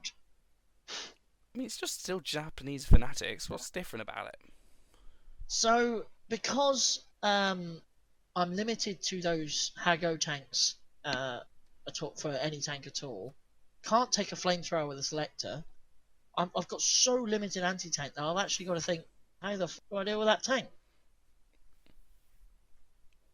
Yeah, against most players, though, it will still do quite well because they'll still mistake your bomb sticks and still ignore them, like most people do when you play them. But a good player will know to take out the bomb sticks and then they can just charge around and not be hurt. I will also say another good play was when on the left flank objective, when Pete was trying to deny an objective of me, where he couldn't because I put my shirkers in such a way around my own objective that he couldn't get within 3 inches of it because I made such a large footprint with my squad. I legitimately thought about charging you. So all I did was put them on ambush. I thought Willie Fluff. Go, come on, shoot Willie me. Fluff 5 rolls on 3 ups. Willie Fluff 5 rolls on 3 ups. It just proves that you don't even have to do anything. Just sometimes being in the right place at the right time will win you games. Those shirkers weren't particularly great. They would have melted the moment you shot them with a Hago, but they did very well at just being a nice little screen that your to be honest, tank bomb couldn't go around. The bomb stick, I was going, why isn't he vet? He'd totally win that fight if he was vet. Tell you what, with me, here's another thing. Don't fucking forget half your models like I did. Okay? it's not good. It's not good practicing with a list to turn up to an event and it not be the right fucking list. Now, yes, it worked out in my favour this time round, but that's like despite it, not because of it. Could you remember to blow up your own tanks as well, please? That was very useful in the practice game. Also, I took veteran dog mines rather than inexperienced because I didn't so bring enough good, models. isn't it? It was really weird because suddenly they were really reliable and they didn't fucking die. The staying power on them is immense. And then once they fired off their dog mines, I had 2 really good rifles that could actually put pins on shit because they were actually pretty accurate now they were veteran. It was weird. I've never relied on them so much in my life. So, yeah, try things differently. You never know. I was very happy with how the day panned out. First time I got to use the naval landing force at a tournament, so happy days. I mean, you came closest to beating me, so Oh, I there you beasted go. you up. What made me happy was that I'd killed most of your army. Yeah, if it was kill points, it would have been yours. But it wasn't, so suck it. No. Yeah, screw you, Pete. Screw you. Don't make me call DJ again to give you a draw. Just don't. Fucking hitting on 7s with anti-tank guns. Right, anyway. DJ would have killed your IS-2 with an anti-tank rifle. He would have killed me. Just saying. Just don't. Right. Any other final points from Imps Open? Yeah, one last thing for the lessons we learnt as well. This is the first time I've ever used my Germans. The first time I've had them pretty much on the board because they were the freshly painted ones that for the latest hobby pledge. And green Fallschirmjäger squads decked out with SMGs in a heavy field car are fucking god mode. Are those Absolutely the inexperienced amazing. ones? They're inexperienced for 7 points a model. They're green, and you don't pay anything for the green special rule. They can all have SMGs or assault rifles or Panzerfaust. It's basically take the stubborn rule off of Fallschirmjäger, make them inexperienced and green, but they still get to keep all of their toys. And they're just so good. But then you're paying points for someone who's going to die on freeze. I don't get it. Because they don't die. That's the problem. Of course they do. They're inexperienced. And if you kill one, well, in every single game I had that unit go up to regular. Oh, And well, I never lost the unit once all day. It was fantastic. And then they just walk around. And because they've got SMGs, you don't really care about them being experienced because the worst they're ever going to hit on is 4s or 5s. So you can still walk up to a unit and absolutely smash it in the face. And then nothing's there to hit you back. So green Fallschirmjäger. Try them out. Wouldn't you just take like Volks Grenadiers, which do the exact same thing but can go vet afterwards? Oh yeah. I think they can get as many toys though. They can take full assault rifles. The same amount of toys. Yeah, they're fucking assault rifles. You're paying and SMGs, 12 obviously. points a man. You're paying 12 points a man for them to hopefully not roll a 1. Yeah, but you can do it's SMGs as well. I swear they've got all the same options. The first 5 come with assault rifles. That's what the difference is. I'm going to round out this segment by saying, take another look at those units, which everyone else says is garbage, because you might be able to make it work, except machine gun teams, which need to die in a fire at the end. Run bars. Run bars. Run bars? Oh, another shout out, sorry, just quickly. The 2 one-shot Eintos Flammenwerfers. Fucking amazing. There you go. Carry on. It'd be great if you played with them properly and didn't cheat with the rules. Yeah. It's not, mate. I don't cheat with the rules. You don't roll for the flamethrower check once you fired them. Because the weapon's already gone. Yeah, but it doesn't mean it doesn't avoid you having to play a flamethrower rule. I'm gonna go and get my German army book. Hold on. No, let's not fucking do it again. I want to get the fucking rule book. Come here. No, stop. I'm ending this segment. Fuck off. Sí, hola amigos. Welcome to Mr. Hobby Blobby Lobby. I will be here with my essay. I'm gonna talk to you about painting. It's gonna be lots of fun with my essay. Why? Why are you doing that? Because the German one was so much fun last week. I'm just going to pick a new accent every time now. It's how I'm going to deal with the Hobby accent Lobby. do you think you were doing? I was trying to do like Mexican one. You know that episode of South Park good. with like with all the immigrants and Cartman gets them to do the homework. And they're all like, see, I went to catch the fish with my essay, but there was no fish. It's basically that. Oh dear. At least if you picked up I was trying to do Mexican, I'm getting better.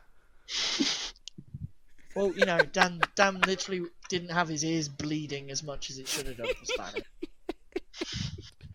It makes me laugh, and if it makes a single listener out there laugh, it's worthwhile to me. Yeah, but when we get hate mail from the other 149. Hey, we are an equal opportunities racist bolt action podcast.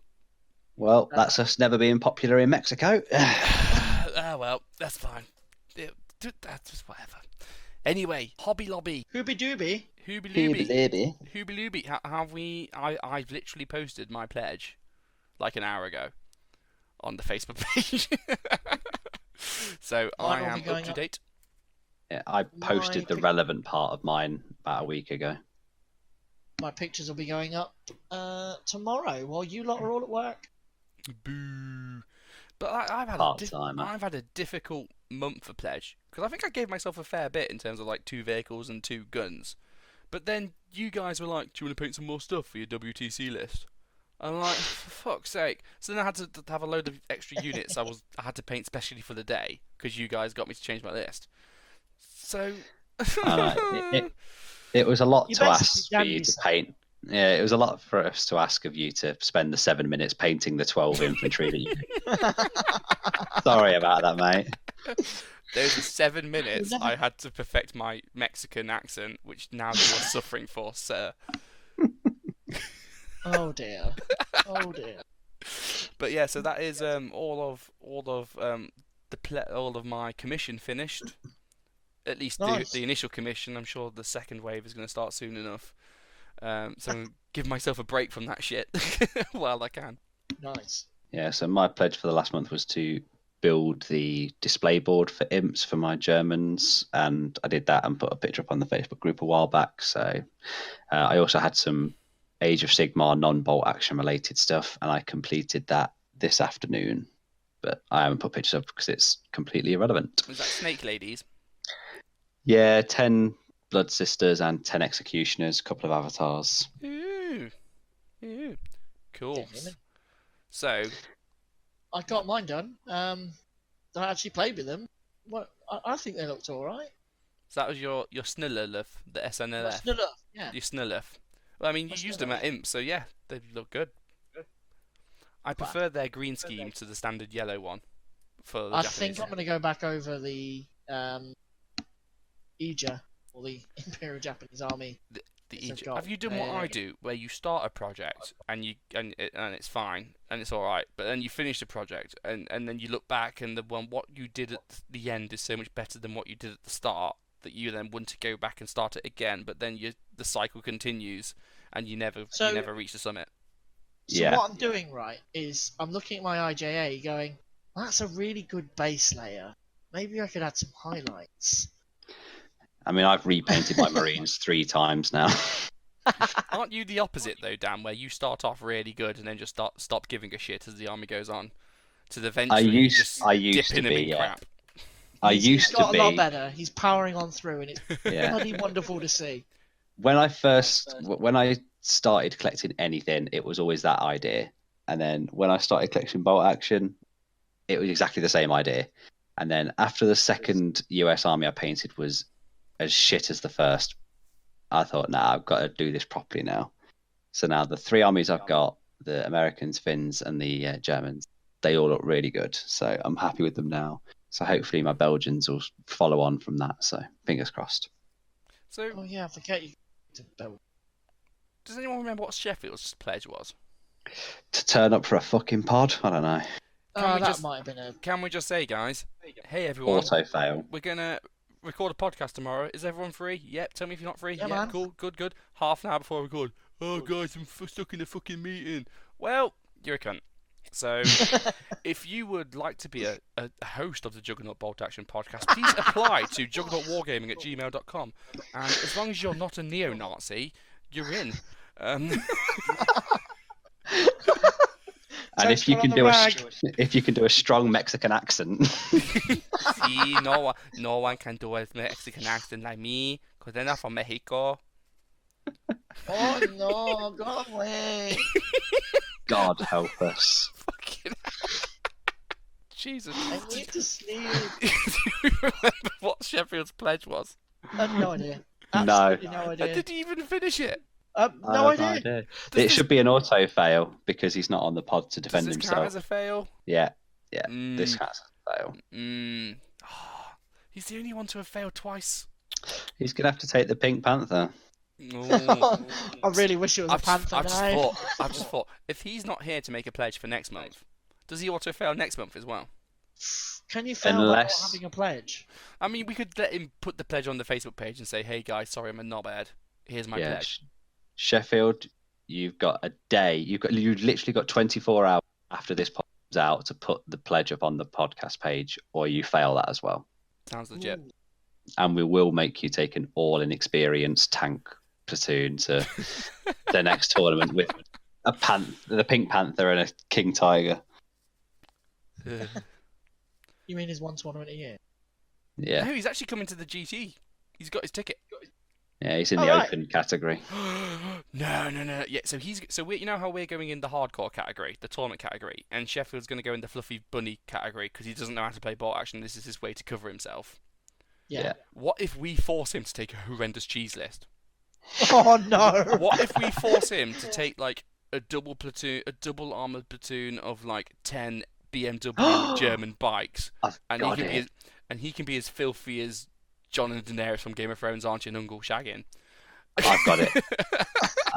I've got it. Do we want to do it to the detriment of everybody in that category? No, because he won't win anyway. He's a wanker.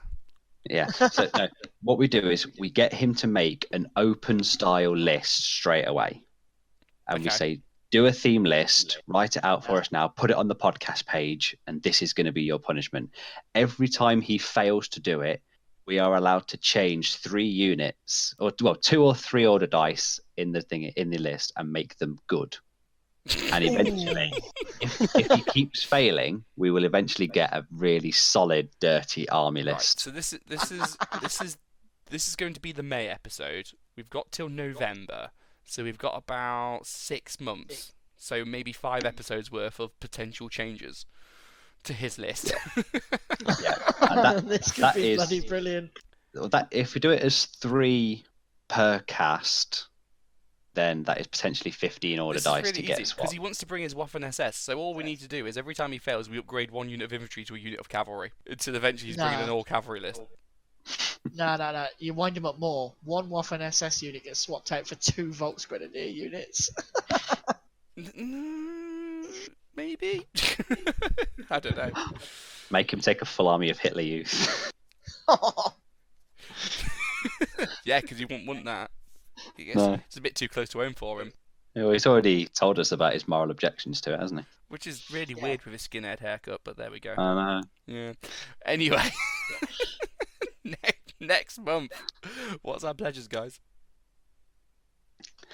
So, as long as I can get the green stuff roller off of you tomorrow, Topher, club night, I'm going to pledge to make all of my bases for my Belgians. So that's green stuff rolling out, putting on loads of sand and flock and snow and destroyed bricks and stuff like that, and getting them all tied up. And then the infantry will be painted afterwards. So that's bases for your new Romanians. For Belgians, but it is quite a lot of models though. So I think it's about 50 infantry, 20 cavalry, and then like 3 artillery pieces. Fucking hell! All right, Pete. Yeah. Well, that's just fake French. I'm going to be doing because I only did the 750 points of the Snilluff. I'm going to be doing another squad of Snilluff for the 1,000 points, and then only if I can squeeze it in, I'll squeeze in the last sniper team. Then they'll be more or less done. I am ready. My body is ready for the shitstorm I'm about to cause. I fucking went out last month. I can't be arsed anymore. I'm going to build some Polish units. That's it. Building's fine. Building is still hobby. Yeah, but what if it's like a tankette and I literally take a resin piece and glue a gun to it and I'm done? Still well, building. that's not unit. That's unit. So you'll have failed your pledge. Okay, I'll build 2 tankettes and put 2 machine guns on them.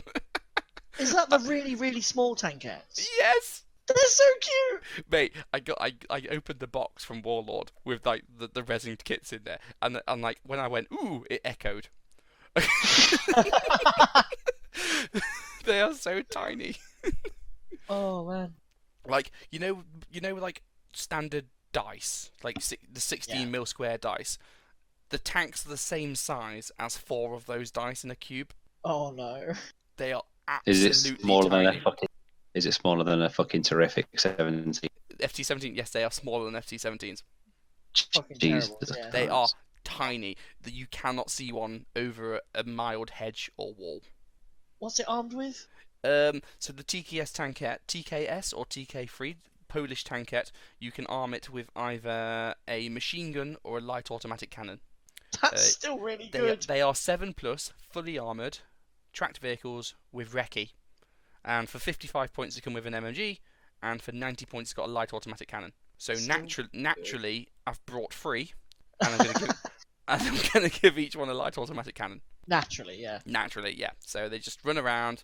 You ain't gonna see them until randomly out of nowhere, one just comes up your rear and light auto cannons you in your jacksy. Wow. But yeah, that's it. So as I hinted that I'm starting Polish, so I'm naturally doing a Polish armoured platoon. Therefore, lots of tankettes. It's going to be really fun. That should be good. Although I'm not looking forward to coming up against that Polish cavalry. What I'm really looking forward to is, you know, when you got your foam tray from like Caja Ruffs for Tabletop Tyrant, you know, the sort, your carry case. I'm going to be able to fit my tankettes in the infantry slots.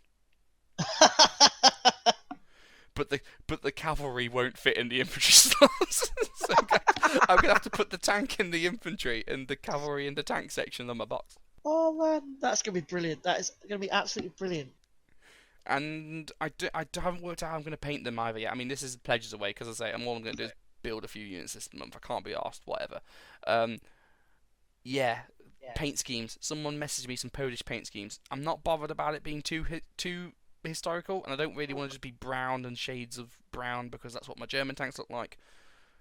Give me some hints. You kind of need some early war stuff, don't you? Yeah, but like, I've done a bit of googling, and there's nothing that stood out as actually as an interesting scheme, if that makes sense, or at least nothing that's different enough to my late war German vehicles to actually really matter. So yeah, I'm struggling on how I'm going to paint them. Probably lots of dry brushing and washes will be involved, but any hints would be appreciated. What might help is, Thursday evening we'll be in Poland. Yes, we're going to the Poznan Tank Museum, and I've done my research. They have a TKS. Yeah. They've got one, so I'm gonna go and sit on it. Actually, I might break it. It's too small. I'll go and have a look and see how theirs is painted, and then go, That's going to be fun. Should be very good. Any final thoughts before we go? Any more insults you want to throw Sheffield's way for not being here? Yeah, he's a twat. That's all I have on that. What's our next event? Apart from the WTC, what's our next event? No, we got the British Bolt Action League coming up in Element. The second round of that Element Games in Port. I can't remember the date. Isn't it like it's in June, isn't it? Yeah, I think so. Yeah, and then we've got ours. We've got Not One Step Back. As I say, we've got 10 tickets left. £10 a ticket, prize for every person. You don't have to play me. We've got a cool rule pack, lots of different rules in there, so you can play in a way you wouldn't normally be able to play. Any questions, let me know. It'd be absolutely brilliant to see you all. We're really close to the M1, really easy to get to. Please come. Please. Yeah. It should be good. Like Toph said, if you don't want to play Toph or Dave Lane at a tournament, then it's the ideal event because stop TOing it. My second opponent at Imps, listener of the show, Andy S. Hi Andy. I played him at Cambridge, and then when he played me at Imps, he was like, "Oh fuck's sake, it's you again." and I was like, "Well, if you come to my fucking tournament, mate, you won't have to play me." And he was like, "You know what? That's a good idea." So I think he's took that idea and put it in his back pocket. So join Andy and not play me at tournaments. Just as a final thought, I really enjoyed shooting at a cricket squad themed home guard squad. Oh, it was brilliant. Was that Martin's army? He brought a home guard style one, like. Yeah, I played Martin as well. It was really cool. But full-on cricket team, and I was there like, this is great. Did they have a? No, I was going to try and make some sport jokes, but I'm not good enough at sport. It was a full-on Dad's Army type army, and yes, I killed Captain Mannering. I'm not sorry. I also shot his medic. I'm still not sorry. Mate, when I played Martin, I spent 5 turns shooting his medic with a P4, and the fucker still lived. I tried heavy anti-tank shells, I tried the HE, I tried the machine gun, nothing worked. It was just a dick. I thought you'd be used to firing blanks by now, mate. Tell that to your missus. You think that's your kid? Hey, it was yeah. I have no good comeback. My kids were made in a laboratory. It was totally legit. It's all right, Dan. How's Ash doing? She's fine, mate. Thank you very much. Well, on that, actually, just because she's sat right next to me right now, she said that you look like one of the new contestants in RuPaul's Drag Race, Toph. Oh, what? What? I'm not cutting this out anymore. This is staying now. Okay. Other than me looking like a drag queen, any final points? Yeah, the final point is I just wanted to run through a bunch of these sponsors that we've got set up for our tournament. So Boomtown Metals, they do a bunch of like 15 and 20, 28 mil scale models. They also do a load of basing stuff. They're providing us with 10 packs of tufts and grass. West Wind Productions have given us a bunch of cool British gas mask head swap kits, and they've also partnered with their sister company Forged in Battle, and they've given us a bunch of 15mm miscast resin tanks, so we can use those as objective markers to hand out through the day. Gamer Grass have given us some cool ready-made base blisters. Stoessi's Heroes has sent us about 7 or 8 of the superbly detailed character models that the guy makes. They're absolutely brilliant. If there's only 5 on the day, it's because I've stolen 2 because they're really cool. But you didn't hear that from me. Dice of War, they've sent us a couple of packs of dice to be used, which is really cool. GameMat.eu have sent a game mat through giveaway. KO dice bags have sent through a couple of dice bags, one German imprint on it and one British Airborne, which is really cool. And Deep Cut Studio have also sent a second game mat through. We do have, like I say, signed up to send us stuff. We do have War HQ and Paul Walker fame to send us some stuff as well. There's also a couple of other companies that have pledged to send us stuff, and they said that they'll get it sent across as soon as possible. And those guys will get shout outs as soon as they deliver on the goods as well. What's me doing, guys? Boy, calm down. Honestly, mate, at the minute we have 9 official sponsors, and I reckon by the time it all gets done, we will have about 13 or 14. So And the nice thing about all these sponsors that we've got is that they're from companies that we buy from anyway, and it's really nice to see the support. Yeah, and guys, and a lot of people, they'll just go to Warlord to get their stuff, which is perfectly fine. If that's what you do, carry on doing it. But if you do buy these sorts of kits for putting tufts on, or for doing head swaps to do gas masks, or if you're looking for gaming mats, please have a look at our sponsors. You don't have to buy from them, obviously, it's your choice. But if you do have a look and you like it and you want to buy from them, just let them know so that they know that their sponsorship is affecting you guys and helping you buy through them as well, just so that they're more likely to sponsor us in the future, and hopefully with even more stuff. Sounds good. Nothing more to add to that. Excellent. Well, I think that's a wrap then. Yeah. So see you all next episode for WTC World Team Championship review. And maybe we'll see Sheffy. I doubt it. I don't know. I'll tell you what. Hotel room. Me and Dan. We will produce the 4th host. Wow, you're gonna have to go real deep for that. We will splice genetics, and we will have the most unholy offspring of Danfer. Imagine if it just turned out like Sheffield again.